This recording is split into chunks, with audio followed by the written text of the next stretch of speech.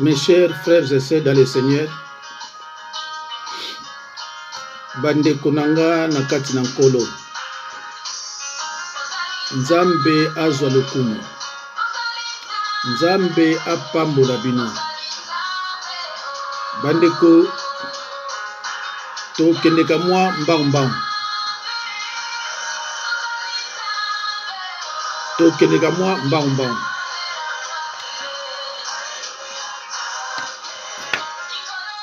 Mes chers frères et sœurs dans le Seigneur, tous a toujours un envoûtement de transmission. Yango nde muteleki mulayi na ba envoûtement nyonso.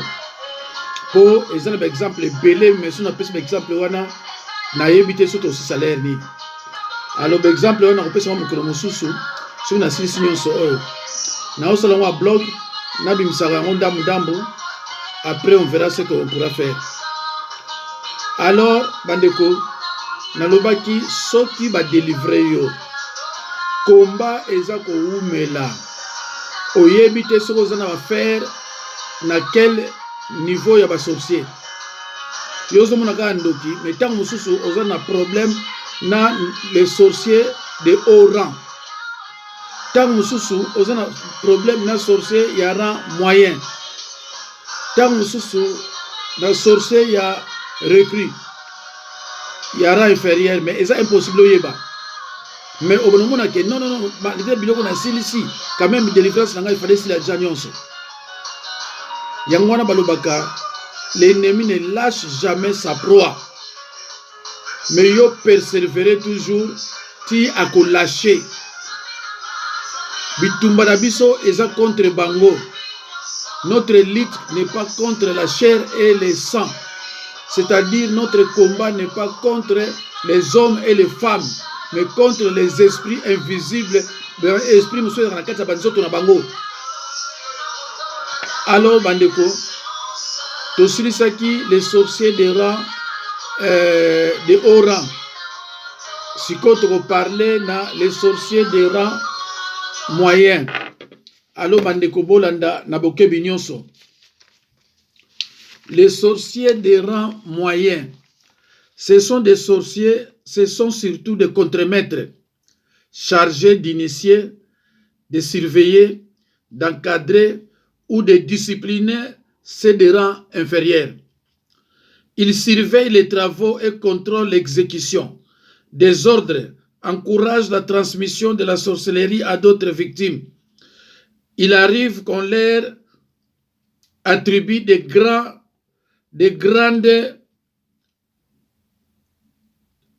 ils arrivent qu'on leur attribue des grades moyens équivalents à ceux de l'armée. Ndekonde na lobaki. Bapesa bayoki ne balobi kuna. Bapesa ba grade équivalent na ba grade oyo ya armée. Omona adjudant, sergent-major, et ainsi de suite. Lieutenant. Yangona bande kunanga yo mona batu musalo bako kombo na nani o mokonzi mabele. Yo seki. Oyebiti ka yebso vérité. Alobi mokonzi mabele na monde ya ténèbres. Do awa oya linga sala yo ko sala yango. Alors mes chers frères et sœurs dans le Seigneur, ces sorciers opèrent en équipe. Ils sont appelés légions.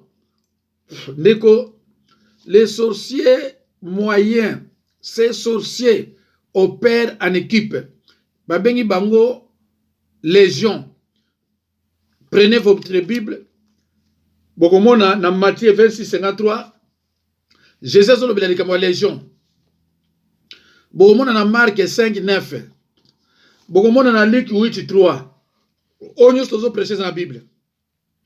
Alors légion laxi nini? Légion laxi division principale de l'armée. Domaine qui comprend entre 4000 et 6000 hommes. Ozoka mbandeko. Ndeko yoka kabiso basana nzambe, ongo batini leo tuti légion mobimba pour ko faire souffrir yo. Or na légion wana bazalaka entre 5000 et 6000, entre 5000 à 6000 sorciers. Bazo ya kubundisaka yo moko. Et yo to babundisaka yo. C'est toute une raison tout un réseau qui est derrière toi. Au moins, on a 600. Na kati ya légion wana balongoli kama réseau moko attaquer yo. On a 600, baza 1200. Yo zo kanisaka ke tata mosi na yo nzoko ndena si baza ebele baza ko faire souffrir yo. Tu comprends? C'est pour cela bandeko tangu bango basaka ba témoignage. Bango ba yibike bino comprendre na bino rien. Mais biso tangu to yoka bango to comprendre ka. Eza boye, eza boye, eza boye. Et tangu bazo sala ndenge na ba chao déjà na prison spirituelle. Na ko prêcher bino susu mutu so dans la prison spirituelle, on n'a jamais affaire à une seule personne, mais à plusieurs à la fois. C'est pour cela la Bible dit dans 1 Thessaloniciens 5 de prier sans cesse. Les sorciers de rang moyen sont des initiés chevronnés qui ont un certain pouvoir sur les sorciers de rang inférieur. Ils les sanctionnent, les envoient effectuer plusieurs missions et veillent à leur accomplissement. Ce sont des contremaîtres chargés de la distribution de la sorcellerie aux générations à venir. C'est donc un groupe uni dans un seul esprit qu'ils opèrent avec force. Ndeko, ba sorcier yara moyen oyo. Bango ndem tubaza ba distributeur ya sorcellerie. Donc ba oyo yara moyen, yara ora, wali za su musala na bango te. Eza musala ba oyo. Bango musala ba ko distribuer. Donc so moni mutu moko ndoki azo ko distribuer ba sorcellerie. Yeba ke azana no na ran oyo. Yango no moni mwana na yamaka na bi papa biso ko pesa kindoki boyani eza suna nini na biso eza ba niveau na biso te. Biso za na niveau mususu. Mais si on a une pesa na ko pesa na ngani na pesa na école.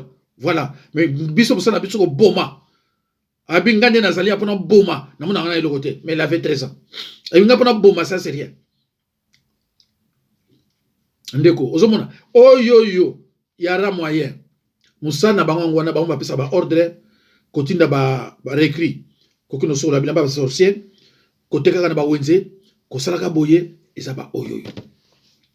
Alors bato ba vérité mingi eza bana to délivraka ba mikolo ba bombaka mais moko so ba dekone ba yebaka to mona ba lobby ba vérité nyonso et tango na biso so yoka to ba déjà boye ndenge ni na kosala pona enseigner ngo bana nzambe. Alors bango ta ba mona enseigner ngo bana nzambe ba bani ko lukani ba kolongola ngo c'est regrettable. Ba bani ko lukasi ko ba kolongola ngo ndenge nini? Nzambe nanga c'est triste. Alors mes chers frères et sœurs, les sorciers de rang moyen, ce sont des contremaîtres chargés de la transmission de la sorcellerie aux générations à venir. C'est donc un groupe uni, dans un seul esprit, qu'ils opèrent avec force. Tolongowana, comme la troisième, les sorciers de rang inférieur. Dès que quelqu'un devient sorcier, il est comme une recrue. Le seul pouvoir qu'il détient est celui de s'exprimer en esprit, d'être capable de sortir du corps ou d'autoriser la mort d'une victime potentielle dans sa propre famille.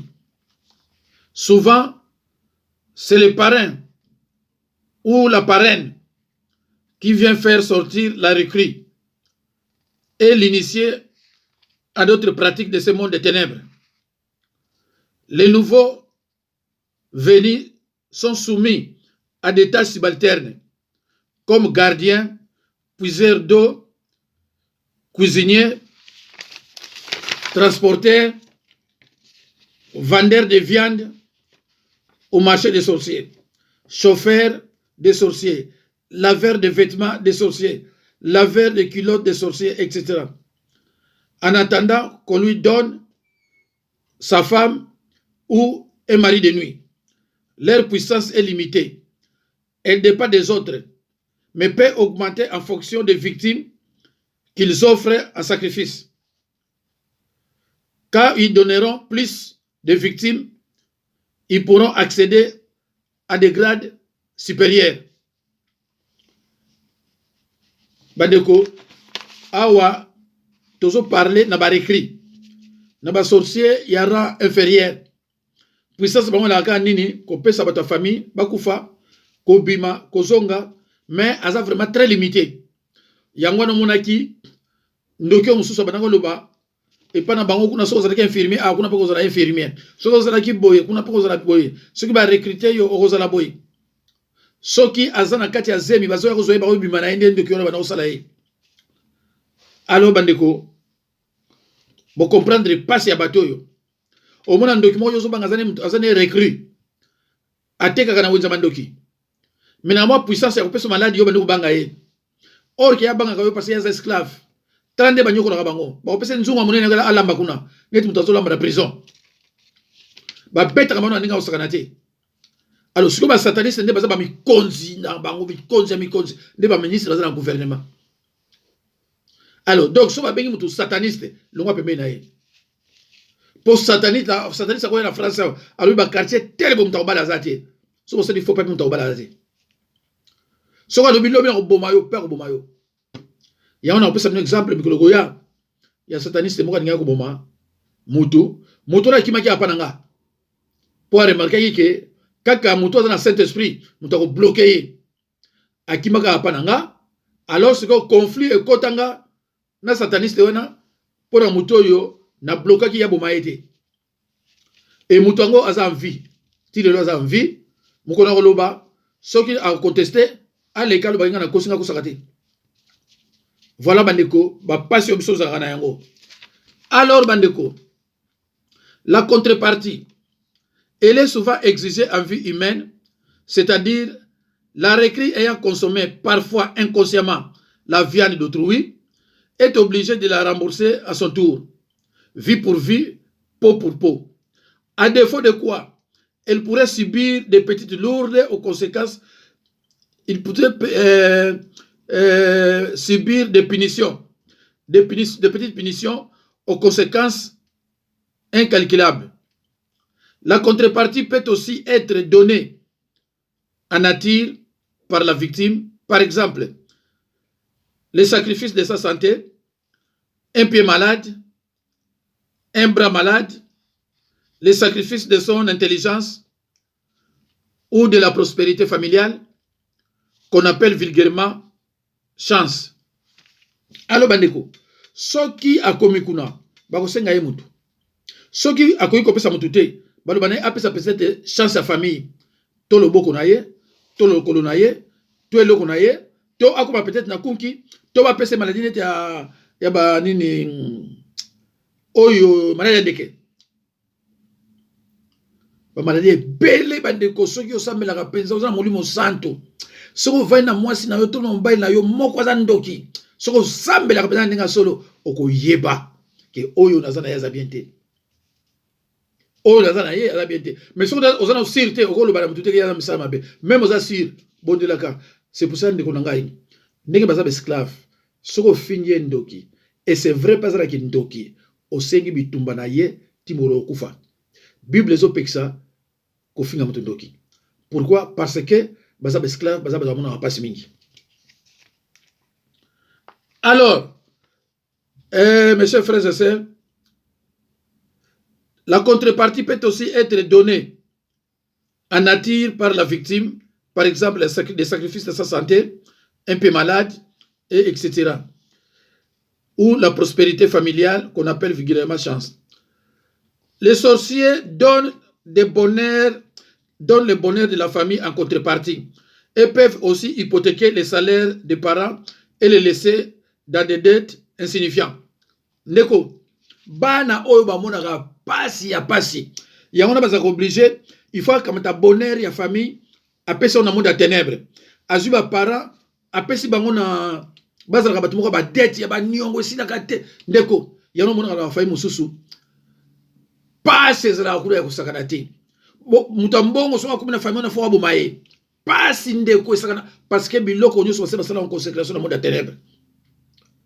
O mona batu mususu sala bako lela kaka na kolela kaka mais o famille ndenge nini bandeko okomona siko ba para pa bakina ko sala baninga bazo zamba onde mona bango mei oya bango so bazui passe na passe si la kate bandeko na ngai. Alors les enfants donnent en contrepartie leur taille, leur beauté, leur grosseur et même une partie de leur vie.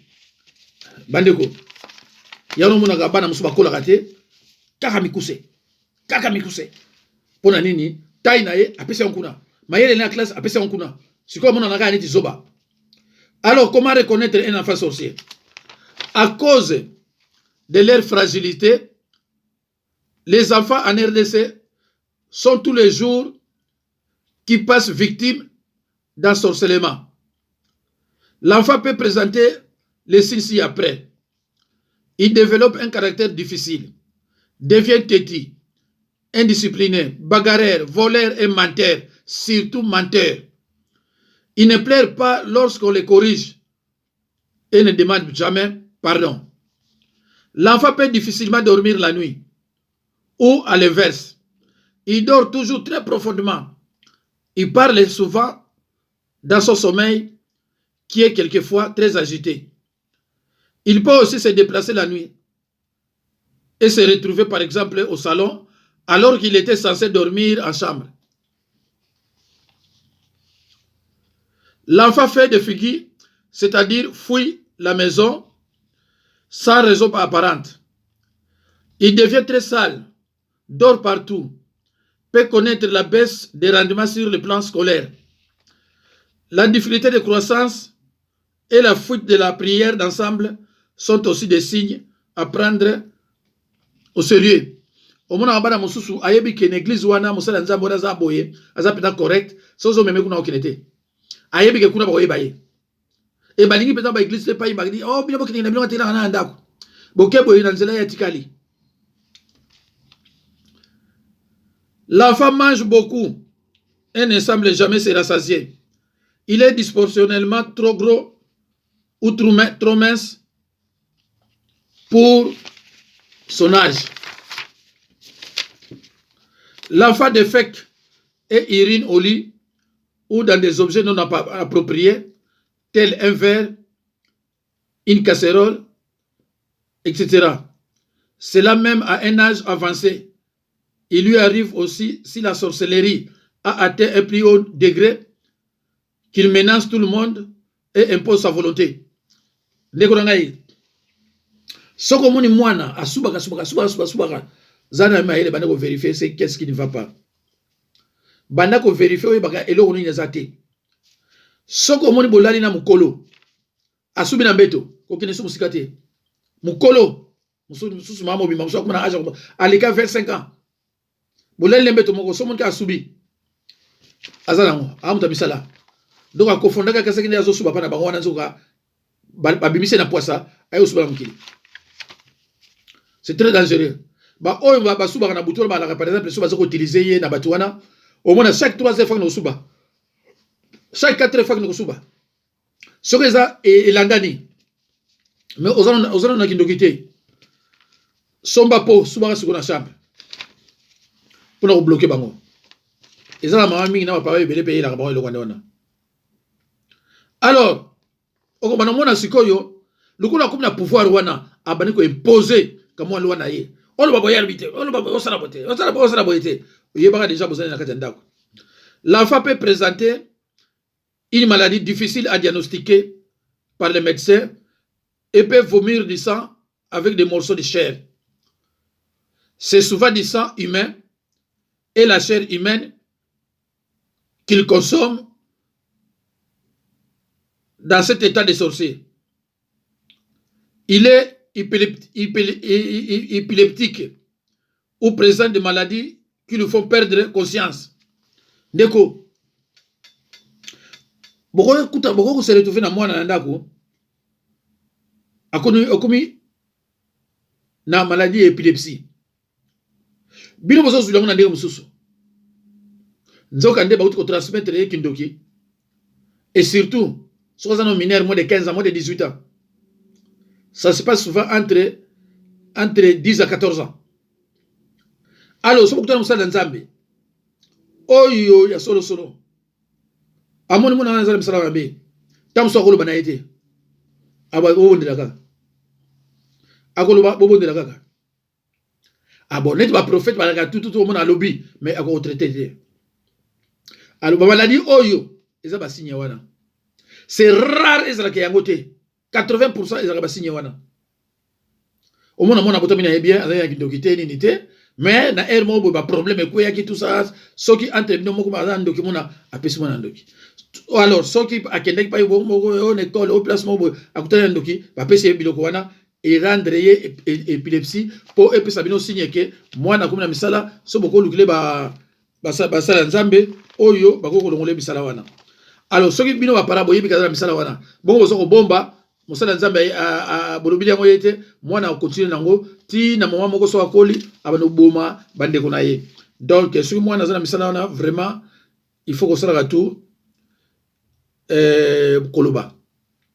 Dieu dans sa miséricorde ne permet pas que cet esprit demeure longtemps caché chez les enfants car souvent on finit par les découvrir. C'est ainsi qu'on assiste à beaucoup de dénonciations de la sorcellerie chez les enfants. Gloire soit rendue à Dieu et merci Seigneur. Si vous découvrez ces signes chez votre enfant, il faut l'approcher avec amour et lui poser la question de savoir s'il n'y a pas un mauvais esprit à l'origine de tel comportement.